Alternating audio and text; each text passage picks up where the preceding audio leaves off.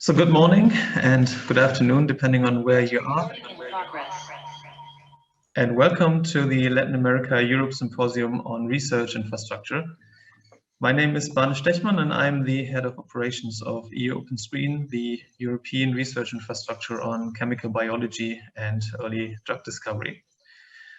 The symposium is organized in the framework of two EU projects, namely RI-VIS, which aims to increase the visibility of research infrastructures and to encourage new partnerships between research infrastructures from different world regions, and organized by EU-LAC ResInfra, which strives towards new EU-LAC partnerships in research infrastructures. International cooperation in science is an important part of addressing major global issues like climate change, infectious diseases, food security, and natural disasters. And research infrastructures are organizations that enable scientists to use specific facilities, resources, and expertise to enable and accelerate scientific achievements, overcome boundaries, train highly skilled specialists, and promote sustainable research. Fostering research infrastructure partnerships across borders has the potential to improve the efficiency and the quality of research to tackle the many challenges faced by society today. Therefore, over the next 3 days, we bring together delegates from Latin American and European research infrastructures, research institutions, and funding organizations to demonstrate how research infrastructures can contribute to societal challenges, to discuss opportunities and challenges for research infrastructure partnerships between Latin America and Europe, and ultimately to facilitate new and to strengthen existing partnerships.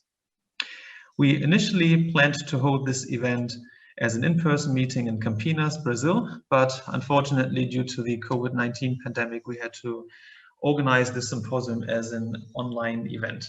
But we are very pleased to see so many attendees today, and we hope that the format of this event will facilitate the active participation and lively communication among the attendees. As you can see here in the program overview, we have sessions with presentations from research infrastructures and funding organizations. We have panel discussions today and on Thursday. We also have thematic workshops on several days. So today we had the first one, and we have thematic workshops also today and on Friday. A special highlight today at 2 p.m. local time or 7 p.m. Central European Summer Time is the virtual tour of Sirius, and we encourage everybody to join this tour. Towards the end of the symposium on Thursday, we also have a dedicated networking session, which is powered by a specific networking tool to allow for an organic networking where you can join different tables or thematic discussion groups, and you can interact with people you'd like to meet. So it's a very organic networking, and we do not allocate you to certain breakout rooms. So it's very free. You're free to join any table and discussion. In order to facilitate the networking and the interaction among the attendees, we're using a specific event platform, the Wova platform, and I'd like to quickly highlight a few functionalities. So let's start with explaining briefly how you can submit questions, which is, I think, the most important part here. And there are basically two ways how you can submit your questions. You can either submit them by using the Q&A in Zoom, or you can use the Wova platform and go to the session Q&A where you can ask questions for each of these sessions. And we hope that as many of you as possible will submit at least one question per day over the next 3 days. In addition to the presentations, the panel discussions, and networking session, please visit the virtual exhibitions to learn more about individual research infrastructures. You can watch videos, download handouts and brochures, visit their website, and directly contact members of the research infrastructures. We hope that you all completed your attendee or speaker profile, and you can directly contact and communicate with all attendees by sending in-app messages. You can also visit the profiles of our speakers and panelists and have a look at their profile, and also send them in-app messages. In addition to contacting attendees and speakers directly through messaging, you can also go to the community board and propose meetups and virtual meets and invite attendees to smaller video meetings. Also in the community board, you can contact and ask questions to the organizers. And we also encourage you to add a topic or a social group to discuss a specific topic that you'd like to discuss with other attendees. In preparation of this symposium, we also prepared a white paper with recommendations towards cooperation between Latin American and European research infrastructures, which you can find here under white paper. So we hope that the WUVA platform supports the interaction among the attendees over the next 3 days, and we hope that you make ample use of these functionalities. And last but not least, I'd like to mention that we have English and Spanish interpretation available during the presentations and panel discussions. And once your meeting has started and you enter the Zoom, click on the interpretation button in the meetings control, and then you can select the language that you'd like to hear.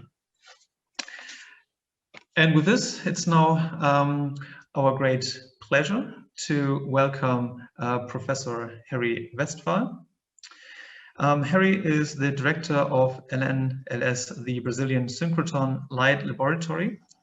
Previously, from 2013 to 2019, he served as the scientific director of LNLS, and from 2011 to 2012 as the deputy scientific director. Since 2013, Harry coordinates the project and construction of the beamlines for the new Brazilian synchrotron light source series. And his main research interests are in physics of condensed matter systems, the use of synchrotron radiation for the study of materials, and in the development of synchrotron radiation instrumentation.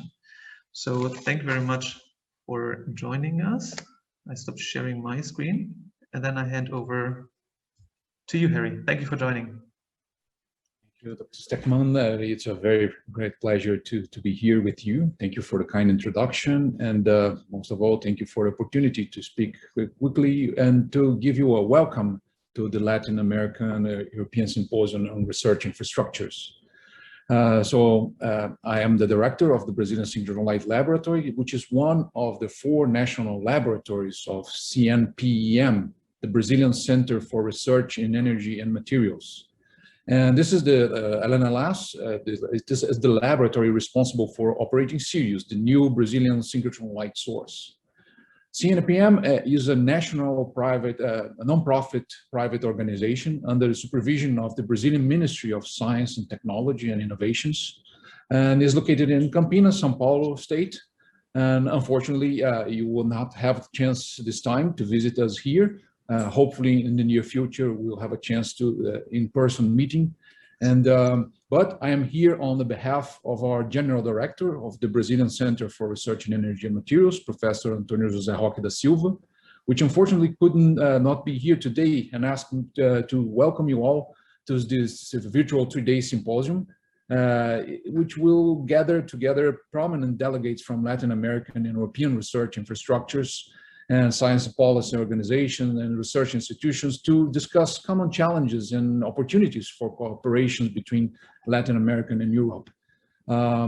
Of course, it's important to stress that research infrastructures provide much more than specific facilities and resources and expertise to enable and accelerate scientific achievements. They are the best environment to exchange ideas, diffuse knowledge, and overcome boundaries.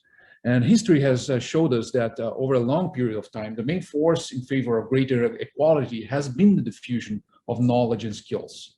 Of course, this still relies on our ability to broadly, as a world community, to mobilize funding as well as institutions to encourage large-scale investments in education, training, and science. And create new facilities and share them. And in the words of Sir Humphrey Davy, nothing tends so much to the advancement of knowledge as the application of a new instrument. And as such, Sirius is the largest and most complex scientific infrastructure ever built in Brazil, here located in Senepem. It is one of the world's first 4th-generation synchrotron light sources, and comparable only to MAX 4 in Sweden and the recently upgraded European Synchrotron Radiation Facility, ESRF-EBS, in Grenoble, France. So we are one of the three, fourth generation synchrotron storage rings. The design and construction principles of this new Brazilian 3GeV light source were envisioned to optimize the production of coherent X-rays with lots of in-house development ranging from lattice and high dynamic feedback system, optical mechanical devices. And we involved many Brazilian industries and across the world also. And this again was a great facilitator for the fusion of knowledge and collaboration. So not only through the use of these facilities, but also through the development of research infrastructure, we can expand our boundaries of the fusion of knowledge and cooperation. We will provide cutting-edge research tools that are non-existent today in Brazil. And we hope that this will place Latin American countries in a good position to allow analysis of synthetic and biological materials in time and length scales that are unprecedented in the current state of art.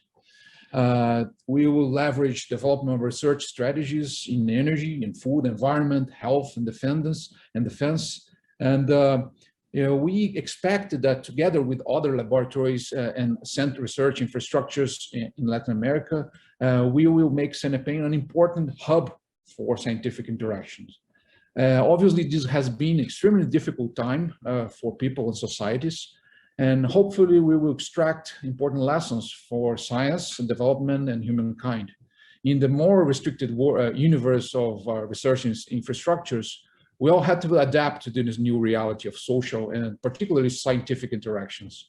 And here on Sirius, we had to learn a lot how to install, commission complex instruments and open them to scientific community given the new reality. But many of these adaptations will continue to future remote operations, which will hopefully broaden the research, the reach of this research infrastructure, and have a chance. And also in this afternoon, we will have a chance to visit this infrastructure, albeit virtually today. So with that, I would like to welcome you all, wish you a great discussions and a lot of exchange. And perhaps in the near future, also be able to share our infrastructure with this broad community, and wish you all the best luck and the best interactions for the symposium. Thank you very much. Thank you very much for these welcome words, and it's indeed quite an impressive infrastructure that you set up in Latin America. So congratulations on this. And as you mentioned, there is a virtual tour later today at 2 p.m. Local time or 7 p.m. Central European Summer Time. So again, everybody is invited to join this tour later today. So again, thank you very much.